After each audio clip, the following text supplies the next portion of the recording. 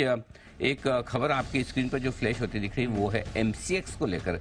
MCX के लिए एक अच्छी खबर आपको इस वक्त नजर आएगी। देख लेते हैं, मद्रास हाई कोर्ट ने टेक्नोलॉजी ट्रांसफर वाला केस खारिज कर दिया है। इसका मतलब यह है कि एक कुछ इन्वेस्टर्स की तरफ से मद्रास हाई कोर्ट में एक केस दायर किया गया था, जिसमें इस बात को चुनौती दी गई थी कि अगर एमसीएक्स नए ट्रेडिंग प्लेटफॉर्म पर जाना चाहता है तो पहले उसका एक टेक्निकल रिव्यू और ये सारी चीज़ होनी चाहिए, एक बार कंफर्म होना चाहिए कि क्या हाँ वाकई में जाने लायक है या नहीं है। आपको याद होगा, सबसे पहले एमसीएक्स ने अनाउंस किया था कि वो नए ट्रेडिंग प्लेटफॉर्म पर जा रहे हैं। उसके बाद सेबी ने कहा था कि मामला कोर्ट में पेंडिंग है, आप रुकिए। उसको एक बार ठंडे बस्ते में डाल दिया था। उसके बाद एमसीएक्स ने सेबी की टेक्निकल एडवाइजरी कमेटी के पास मैटर को रेफर किया। सेबी की टेक्निकल एडवाइजरी कमेटी ने इस मैटर को क्लियर कर दिया। क्लियर करने के बाद इसका रास्ता साफ हो गया और सोमवार से एमसीएक्स जाने की तैयारी में। लेकिन इस बीच शायद 15 नवंबर के आसपास इसकी सुनवाई थी, जहाँ तक मुझे डेट याद है।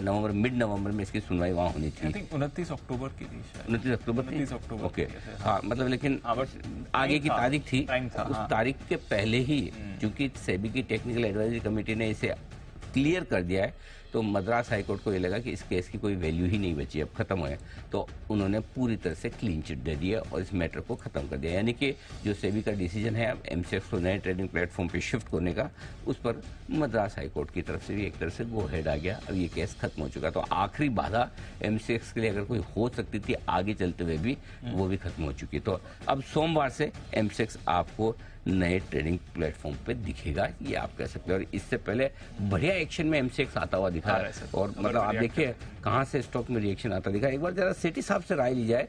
सेठी साहब, अच्छी पॉजिटिव खबर है एमसीएक्स के लिए, बताएं सर आपकी राय।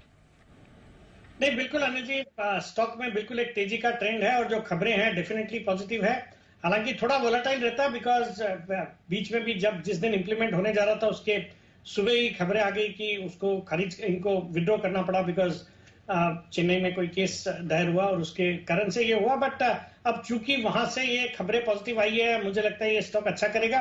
हालांकि ये जो खबरें हैं काफी हद तक प्ले आउट हो चुकी है, तो इमीडिएट शॉर्ट टर्म में अब यहां से बहुत बड़ी तेजी नहीं देखता हूं। But over a period of time consistently stock अच्छा करता रहेगा। एक मोनोपोली टाइप का बिजनेस है और वापिस से ये प्लेटफॉर्म वाले बिजनेसेस अच्छा कर रहे हैं। तो ऑल इन ऑल एक अच्छा स्टॉक है और मीडियम से लॉन्ग टर्म इन्वेस्टर्स को होल्ड करने की सलाह है। मीडियम से लॉन्ग टर्म इन्वेस्टर्स को होल्ड करने की सलाह है। यह आपके लिए एमसीएक्स, जहां पर आपको एक्शन दिख रहा है। याद रखिए, आने वाले मंडे से ये नए ट्रेडिंग प्लेटफॉर्म पर शिफ्ट हो जाएंगे। बट मंडे के दिन 11:15 बजे ट्रेडिंग शुरू होगी। यूजुअली कमोडिटी बाजार की ट्रेडिंग सुबह 9 बजे शुरू होती है, क्योंकि मंडे के दिन ये शिफ्ट हो रहे हैं। तो सिर्फ और सिर्फ एक दिन के लिए 11:15 बजे ये ट्रेडिंग शुरू होगी।